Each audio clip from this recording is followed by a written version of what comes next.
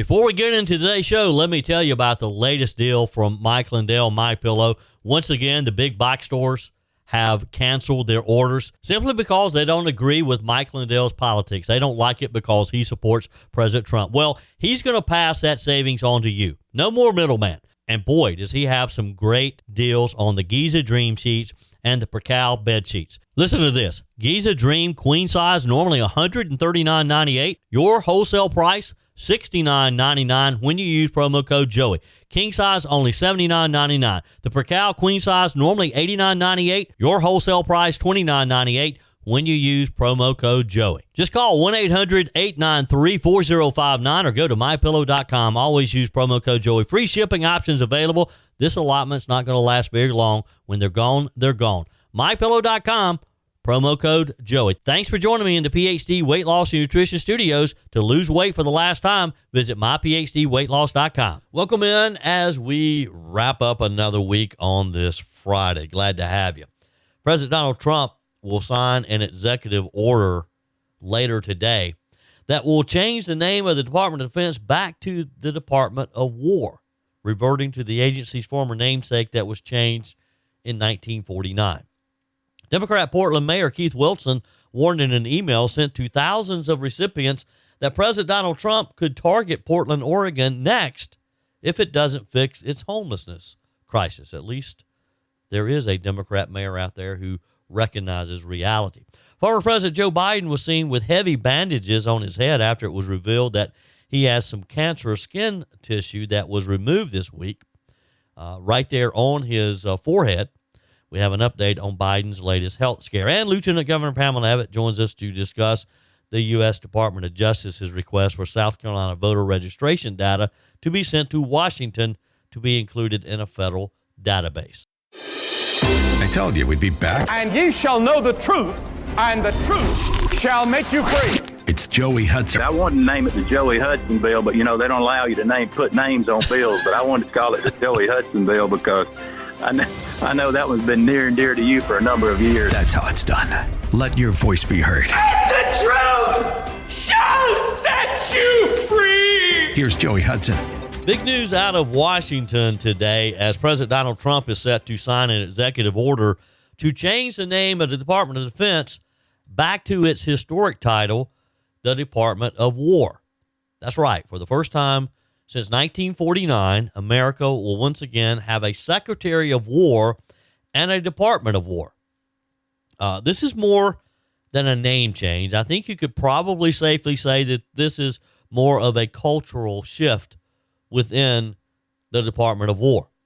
President Trump and his Secretary of Defense, Pete Hegseth, have been talking for weeks about restoring what they call the warrior ethos inside of the Pentagon. They made it clear America doesn't win wars by playing defense. We win by taking the fight to the enemy. As the president himself put it just a few days ago, and this is a quote, everybody likes that we had an unbelievable history of victory when it was the Department of War. Then we changed it to the Department of Defense. Now think about that. The United States fought World War I and World War II and won them with a Department of War. Since the switch to Department of Defense, we've been bogged down in endless wars, endless contingencies, fighting to maintain rather than fighting to win, according to a lot of people within the current Department of Defense. Words matter. I don't think anyone can argue. Titles matter.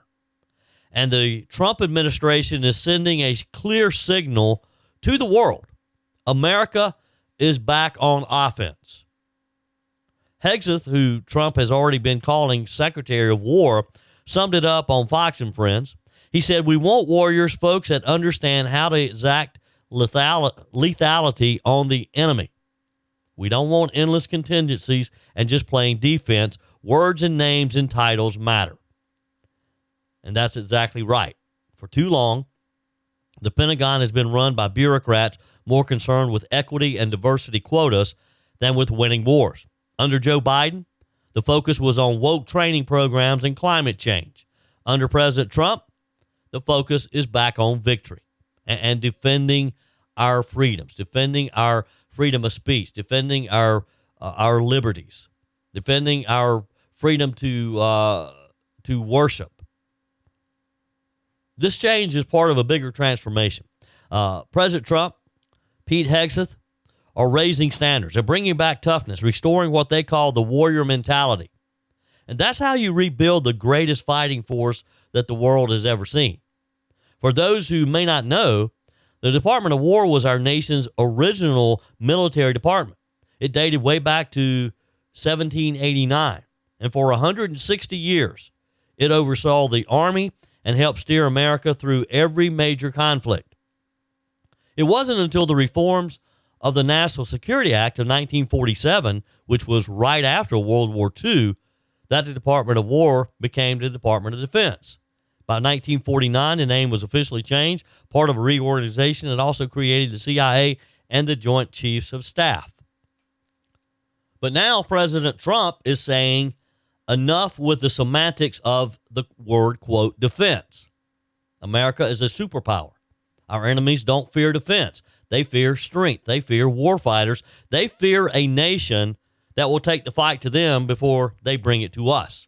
It's just that simple. So let's talk specifics.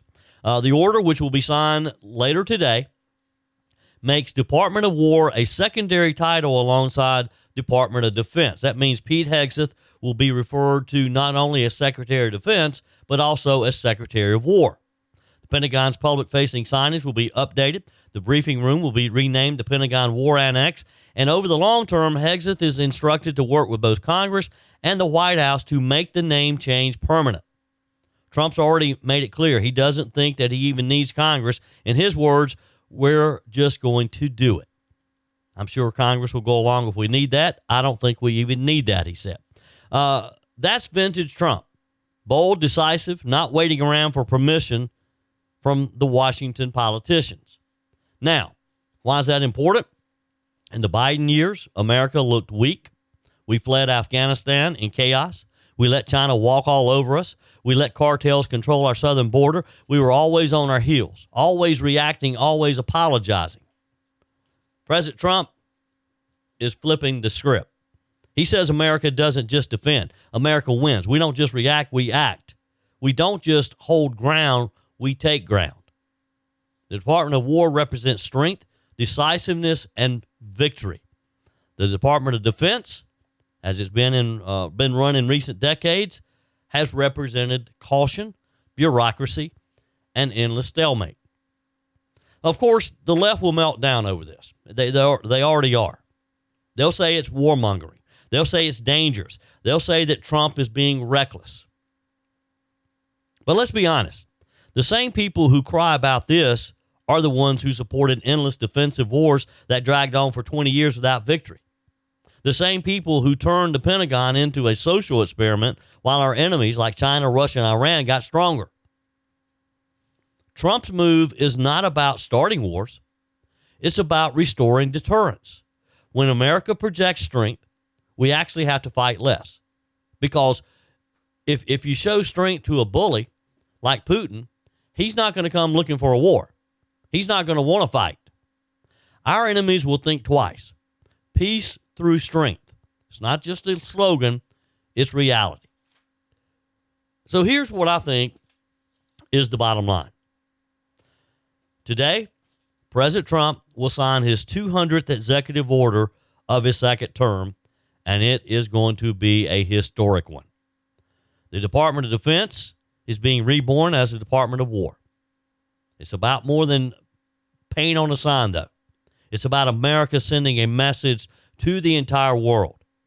We are done with weakness. We are done with endless defense. We are back to victory. And don't mess with us unless you want to fight. From George Washington to Dwight Eisenhower, America's great generals and leaders understood one thing. Wars are won by warriors. Not by committees, not by diversity consultants, not by playing defense forever. And President Trump understands that. And that's why with this executive order, he's not just changing a name, he's changing the culture of the Pentagon. He's restoring America's warrior ethos, and in a big way. And I'll tell you what, the enemies of of our country, I think they're paying attention. I think they're sitting up. I think they see the Department of War as someone you don't want to mess with. And they know America means business once again. And that's a good thing, isn't it? I'd love to hear from some of my veterans. You think this is the right move? Or is the left right? That this is just asking for trouble. This is trying, that this could just potentially stoke the bear. Text me, email me, joey@joeyhudson.com. Leave me a message on the MyPillow message line, 864-477-JOEY, 864-477-5639. Always use promo code Joey when you go to MyPillow.com, and you'll get the very best deal that Mike Lindell will offer. Promo code Joey at MyPillow.com. America is in a health crisis, and by America, not just strangers across the country. It's personal. Me, you, friends, and family. And a major cause? Excess weight. Joey Hudson here. The solution isn't expensive shots like Ozempic. It's learning how to eat and think about food differently, and that's what PhD Weight Loss does. Their clients lose up to a third of their body weight, no drugs, just real food, behavioral coaching, and proven science to turn your body into a fat-burning machine. Sure, you could spend up to $20,000 a year on injections that burn muscle, not fat, and come with risks like pancreatitis or bowel blockages, only to gain it all back. PhD helps your body naturally produce weight loss hormones like GLP-1s, no shortcuts, just results that last. Already on Ozempic? Dr. Ashley Lucas and her team will help you safely transition off and keep losing weight. Let's make America healthy again. Call 864-644-1900. That's 864-644-1900 or visit myphdweightloss.com. Interesting story out of Portland, Oregon. Let me ask you a question first. What happens when you let homelessness spiral out of control? When you allow radical activists to run your city, to control the streets? When you prioritize ideology over safety? Well, let me tell you what you'll get. A city like Portland, Oregon. Now the city's own Democrat mayor, Keith Wilson is his name, is admitting it. He's terrified that President Donald Trump could bring Portland to heel the same way that he just did in Washington, D.C. He sent out an email, sent out this email to thousands of people. And Mayor Wilson warned that if Portland doesn't, quote, move with speed, purpose, and compassion on homelessness, Donald Trump will swoop in with what he described as bulldozers and mass arrest by masked agents. This was a letter trying to stoke fear. This was a letter trying to motivate people with fear. I mean, bulldozers and mass arrest. Let me translate that. What the mayor calls bulldozers, the rest of America, you and me, we call cleaning up the streets. What the mayor calls mass arrest, the rest of us call just simply enforcing the law.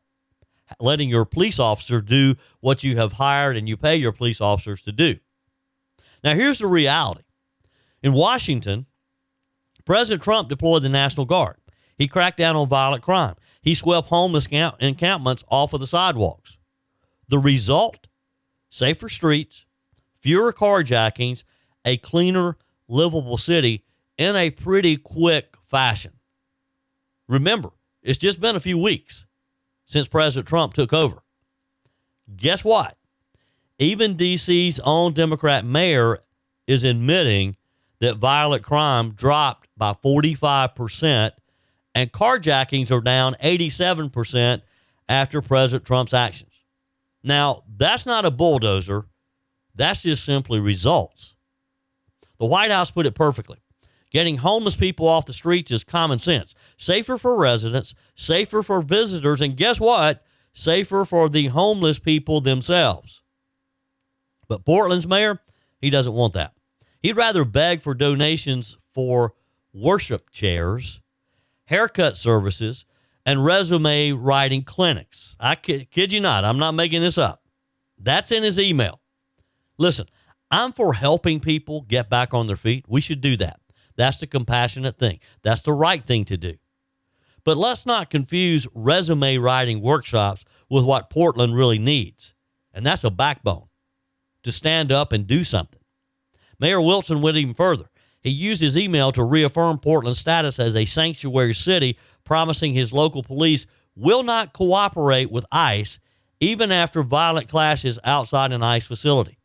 Now, let me remind you, just last week, anti-ICE protesters in Portland rolled out a guillotine, and confronted law enforcement. Officers had to fire munitions to disperse the mob. And this is the city that doesn't want federal help. This is the city that thinks it can police itself. I'm not thinking so. You? I mean, this is the story of two Americas. On the one side, you've got President Trump's America.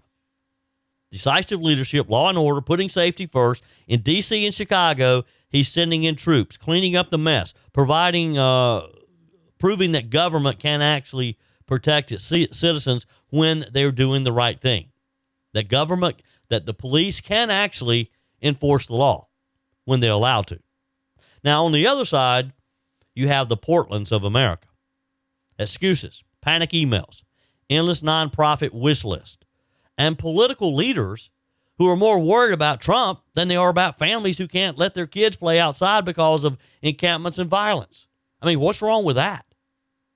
Mayor Wilson wants to draw a clear distinction, he says, between his compassionate approach and Trump's so-called heavy hand. Well, here's the distinction. Trump's approach works. It's already working in Washington. Wilson's doesn't work.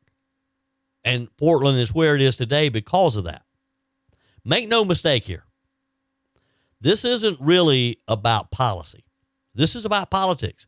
Wilson is terrified of Trump's success because if Portlanders and the rest of America see how much better life gets when the federal government actually enforces the law, it exposes progressive leadership for the failure that it actually is.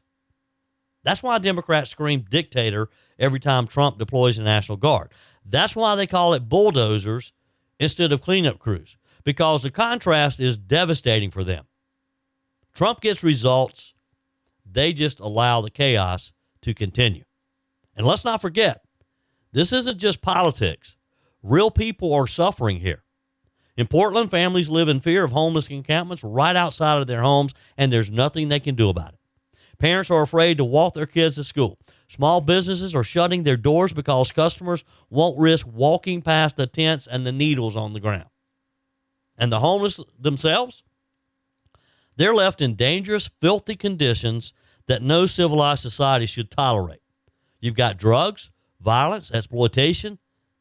I mean, really, that's not compassion to allow this to continue. That's just simply neglect. That's neglecting your duties.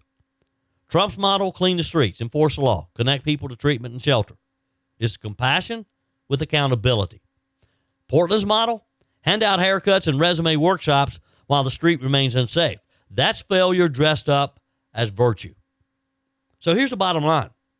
Portland's mayor can send all the emails that he wants. He can beg for volunteers. He can double down on sanctuary policies. But at the end of the day, Portland is on the clock. If the city doesn't fix its homeless crisis, I think President Trump will. I think he'll use them as another example of where law enforcement can actually eliminate the chaos. When Trump does this, if he does, residents are going to see the difference. And that's why Keith Wilson is in a panic mode right now, because deep down he knows what's coming. A safer, cleaner, stronger Portland, and the people are going to hold him accountable. That's the kind of Portland its people deserves. But the kind of Portland its leaders have failed to deliver, and they're about to be shown that. And when that happens, when the people see that real results can actually happen, instead of the excuses, Democrats will have nobody to blame but themselves. Because compassion without accountability is not leadership. It's weakness, and weakness has no place in the cities of America. Trump's showing the country what real leadership looks like. And it has these Democrat progressive mayors just terrified that their people are going to wake up once and for all. The South Carolina Department of Education released the results of their South Carolina Ready test. These are the standardized tests that are given in the schools, and not exactly what we wanted. We'll get into that in just a moment. First, an update out of Washington. The latest from the Biden medical files, if you will. And this is a file that keeps growing. Former President Joe Biden, 82 years old now, has reportedly undergone surgery to treat skin cancer. And this news comes, of course, after viral videos showed him with what looked like a deep gash or bandaged wound on the side of his head. Now, at first, there were whispers, rumors, plenty of speculation, because let's face it, Biden hasn't exactly been the picture of vitality lately, right? But now we've got confirmation from his own spokesperson that he had surgery to remove cancerous skin tissue.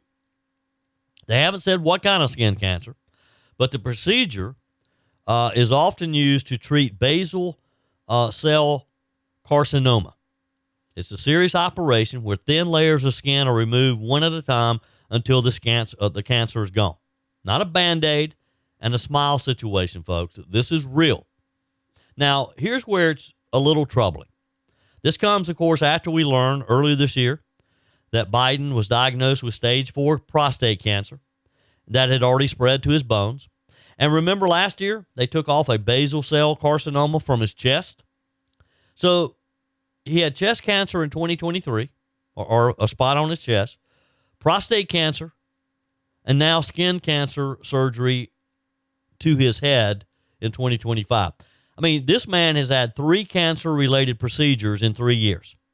And yet, somehow, the media still refuses to ask the questions that they hammer Trump with.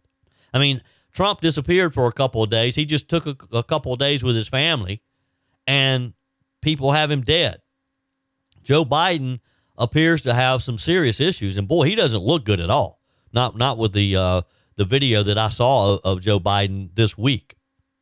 So you got the former president who, I mean, Biden's out doing rallies, holding press conferences. I think he wants to still be a player, a kingmaker, if you will, in the Democrat Party. He's being photographed, though, with a baseball cap covering a fresh wound while appearing frail outside of church services that he had been to. So, I mean, this isn't mocking someone's health. It's about transparency, and especially from someone who held the nuclear codes less than a year ago and still plays or wants to play a major role in Democrat party politics. And, you know, the Democrat bench is practically empty right now. They're searching. So if Biden were to re-enter the arena as a kingmaker, his health isn't just a personal matter. It could be an issue within the Democrat Party. But hey, that's their problem, not ours, right? All right, so back to South Carolina and the SC Ready test, the standardized exams that are given to all 3rd through 8th graders. They take them each spring. Here's the headline. Reading is up. Math, still a problem. So let's start with the good news. 60% of students can read on grade level, and that's good. That's the highest ever since these tests began a decade ago. In fact, reading scores in South Carolina have now surpassed pre-COVID levels. Back in 2021, only 42% of kids were on grade level in reading. So in just a few years, we've seen nearly 20-point improvement in this. And that's real progress. That's something that we can applaud. But on the flip side, math is still lagging badly. Just 44% of students, according to the exam results, less than half, can do math at their grade level. That means more than half of our kids from 3rd grade through middle school are behind in math. Why is that? And the older they get, the worse it looks. In 8th grade, the last stop, of course, before high school, only 32% of students are doing math at grade level. I mean, that's 1 out of 3. Now, that should make every parent, every teacher, every lawmaker in South Carolina sit up and think about this. So why are we seeing such a big improvement in reading but not in math? I'd love to get the answer to that from some of our educators. Now, some would say that the answer is simple. Reforms. 3 years ago, South Carolina changed how it teaches kids to read. Teachers were trained in a program called Language Essentials for Teachers of Reading and Spelling, LETRS. It focuses on phonics, sounding out words, rather than the 3-cueing method that basically told kids to guess words based on context. Every K-3 teacher in the state is finishing that training by the end of this school year, and guess what? It appears to be working. At J.C. Lynch Elementary in Florence, reading proficiency jumped 10 points in 1 year. Statewide, we're seeing similar results. Math, on the other hand, though, hasn't had that kind of overhaul until now. So here's what you need to know.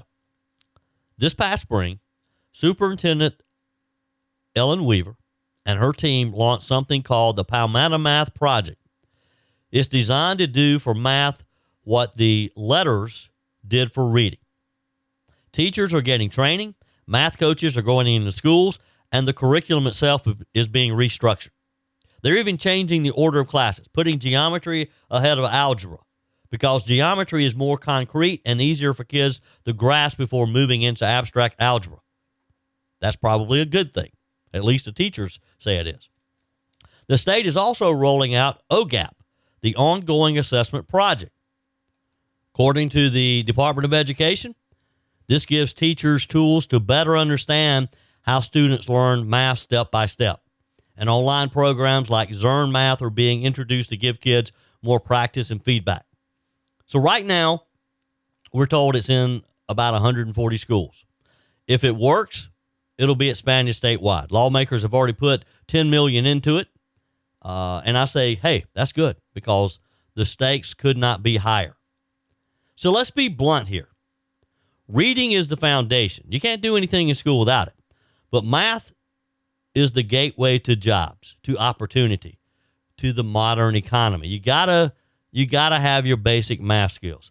If South Carolina kids can't master middle school math, they're going to struggle in high school, and more so in college and in the workforce.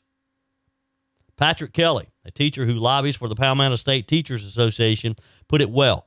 Math skills build on each other. If you're behind in one grade, you're more likely to stay behind in the next. And here's the concern. Our third graders, the kids who've had the benefit of these new reading programs from the start, are doing the best. More than half of them are on grade level in math, but by 8th grade, barely a third are. That's the pipeline problem. If we don't fix it now, we're setting up too many kids for failure down the road, and we just can't have that.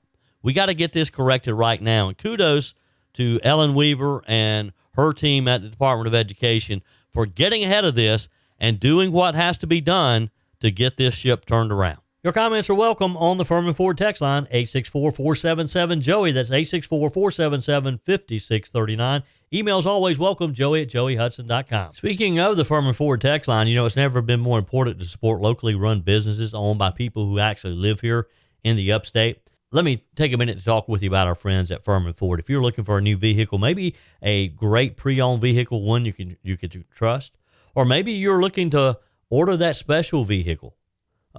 Either way, if you want a new one, a brand new one, or a pre-owned that you can trust, the folks at Firmin Ford, they're there to help you. Their name is on the sign because their name is on the line, because every single transaction is important to them. Jim Firmin, Matthew Firmin. They do business the right way. When you stop by, when you give them a call, or maybe when you just send them a quick email, you're always going to have access to a member of the Firmin Ford family. And by the way, they also offer great service, and you're not going to have to wait weeks and weeks to get it done. And you do not have had to purchase your vehicle at Firmin Ford. Doesn't even have to be a Ford. They service all makes and models. Visit my friends at Firmin Ford online at firminford.com, firminford.com. Joining us on our guest line, Lieutenant Governor Pamela Evette. Welcome. How are you on this Labor Day week? When the week starts with Labor Day or a holiday like that, the whole week just kind of seems off. I mean, you never really get back on schedule till Monday rolls around again. You're absolutely right. I woke up this morning kind of wondering what day it was, Joey, but It was great having a long weekend. It was, if you were anywhere around South Carolina, it was a jam-packed weekend from football games to tailgating to parades and Darlington. We had, Darlington on Sunday, the track that's too tough to tame, and that just grabs just a ton of people to our wonderful state. So it was a jam-packed weekend for sure. And I saw that DJ was there at Darlington, right? He did. He came back. The Darlington sheriff invited him, so I got to see him again. And, everybody keep your eye on. His dad shared with me the fact, well, he told me when he was here when I had invited them up that he was thinking of running for Congress. And his dad has now has decided to throw his name in the ring, and he's running for that unfilled seat in Texas. Wow. Okay. And, and is going to see what he can do to help out President Trump and get another Republican over there in Congress. Yeah. So I told him I wish him the best of luck, and we'll be rooting for him here from South Carolina. Absolutely. That will be one to watch for sure. One other thing before we get into a couple of issues here, you're in a bit of trouble with me. You did last week. You did not tell me it was your birthday. Then then I started seeing all these posts. Happy birthday! Happy birthday! And I thought I didn't know. So happy belated birthday. Well, thank you. I was in your neck of the woods. I was up in Oconee County at the Oconee County GOP that night, and they were such a sweet group. I mean, they got me pink roses. Somebody had told them that my favorite color was pink, and they had a birthday cake for me. So even though I wasn't home that night, my family and I celebrated the next day. The Oconee County GOP made me feel very welcome with a birthday cake and singing me happy birthday. So thanks so much to them. I saw some of those photos, my buddy JR up there. And so, so happy belated birthday. I'm sorry that, I was a little late on that, but so, all right. A couple things that have been in the news this past week that I wanted to ask you about. First off, there's a lawsuit challenging the U.S. Department of Justice and their request for all South Carolina voter data, names, addresses, date of birth, driver's license, last four of social. And it appears the state was ready to hand this over to the federal government until the lawsuit was filed, which now has a lot of people asking questions. Well, why do they need it? Why does the DOJ need our voter information? You've got the privacy group saying this is just another list that my data would be available for a hacker. And so there are a lot of questions on this. And it has me asking the question, why would we hand over our voter data to the federal government when they really have nothing to do with elections? Well, when these kind of things happen, and I always ask myself that there's probably something bigger that they're looking for that we have yet to know about. I do want to make sure that if they are looking to give people more confidence in elections, that we do what we can, Joey, because we do have a voter turnout problem. Even here in our amazing state, this great conservative state, we have less than 13% of people that get out and vote. That was the last number I heard from the last primary, and that's dismal. And when I talk about getting out to vote, Joey, that's kind of the one thing is people say, well, does my vote really count? Is my vote being counted properly? These are all kind of these doubts that have been put in people's minds. And I'm hoping that whatever we do, we see what President Trump is trying to do with getting people more involved in voting and making sure that people feel good about their vote and that their vote is being counted properly. I'm hoping this is part of the president's plan to really encourage people to get out and vote and make a difference in their local votes and their state and obviously the federal government. Yeah. Well, I guess we'll know pretty soon because it's my understanding there's the judge who has put a temporary hold on this is having hearings on September the 10th, I believe it is, and then we'll know a decision pretty soon. All right. The other issue that I wanted to talk with you about that's been in the news around the state too is education. According to recent standardized testing results, more than half of South Carolina's 3rd through 8th grade students still can't do math on their grade level. Now, we've been talking about improving education in South Carolina literally for decades now, but nothing seems to happen. Well, what's the solution to this? Well, nothing's happened because we haven't been able to take full universal school choice across the finish line. And, Joey, you and I have talked about this before, and a bit of hope in this is a few months ago, the reading scores had come out. And the reading scores show that we have improvement, that we have really been improving in that same grade level on reading, which is a positive. But the fact that we are still low on math is unacceptable. These are two very important skills. And when you talk to, like I talk to lieutenant governors, I guess everybody talks to their people in a different state. That is the only thing that has changed the mark in states that were struggling in education. Florida can tout it, Alabama can tout it. You can see Sarah Huckabee is really all about universal school choice in Arkansas, getting that done there. That is what moves the needle, Joey, because it creates competition. But there's one thing I think most people are shocked when I talk about when it comes to education, and it's that the biggest problem we have today in education in South Carolina is truancy. Interesting. How are teachers, the best of teachers, supposed to teach kids that are not showing up for class? And, when I was young, I didn't want to go to school either. It seemed way cooler to stay home. My grandma lived with us, and I liked hanging out with my mom and her, and they would go shopping. Yep. I wanted to stay home too. Hey, look, shopping, school. I think I'm going to go with shopping every time. I know. But, my mom used to say to me, she said, you have to go to school because if you don't go to school, I go to jail, and I'm not going to jail. So you're going to school.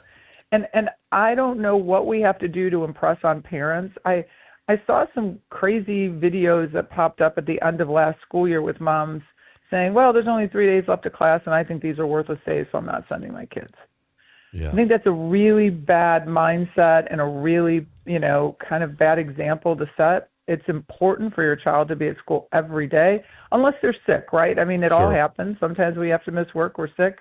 But if they are well, they need to be in the classroom, and that's the only way we're going to change this problem. So we do need to have a big focus on parents and saying, listen, your children are your responsibility, and you got to get them to school every day. Yeah. I never dreamed that truancy was still an issue. I just thought that, there's always going to be some that are having problems because of transportation or something like that, but I never realized that it was that big of a problem. What I'm hearing from administration, Melanie Barton in our office, she keeps the governor and I on top of all things going on in education. She says it is an epidemic problem. Wow. And now we're putting that onus on teachers, right? Teachers are trying to follow up and call parents. Teachers have so much on their plate, right? So sometimes, we're asking them to be mental health counselors. We're asking them in some situations to almost be surrogate parents. And we're expecting them to teach, and now we're getting angry because they can't. We're expecting them to teach kids that aren't showing up in the classroom, right? Like, we have to be realistic, and we need to say, parents, we need your help. Like, you have to get your kids there every day, and there are consequences if you don't. Yeah, interesting. Lieutenant Governor Pamela Evette, it's always a pleasure. Appreciate your time today. And again, look, I'm just really sorry that I missed your birthday, but it won't happen again, I promise you. Joe, you're going to be able to make that up to me, right? There's going to be a time, maybe in the not-so-distant future, that we're going to be able to hang out, and you can whip me up a really good dessert. How's that? That sounds like a plan to me. Have a great rest of the week, and we'll talk again soon. Thanks so much, Joey. God bless. Have a great weekend. That's it for today's edition of Just the Truth. Thanks for joining me in the PhD Weight Loss Studios. To lose weight for the last time, visit myphdweightloss.com. If you haven't joined my mailing list yet, visit my website, joeyhudson.com. Click on the Connect with Joey button so that you can receive our emails and the most up-to-date news. Also, join me on my YouTube channel. Be sure and like, comment, and subscribe. Just search for Joey Hudson. As always, thanks for spending a few minutes of your day with me. Do me a favor and forward this episode to a few friends. Just click on the share button and send to your contacts. We need to build an army of conservatives to win our country back, and we can do that by continuing to share the truth with our friends and family. Keep those comments coming via the Firmin Ford text line 864-477-JOEY. Email to joey@joeyhudson.com, and I love your messages on the MyPillow message line. Again, that's 864-477-JOEY, 864-477-5639. Be sure and take advantage of the MyPillow special, just $14.88 on the standard MyPillows when you use promo code Joey. Order online at mypillow.com or call 800-893-4053. We're back again tomorrow and hope you'll plan to join us. Until then, remember, God's got this. He's still in control.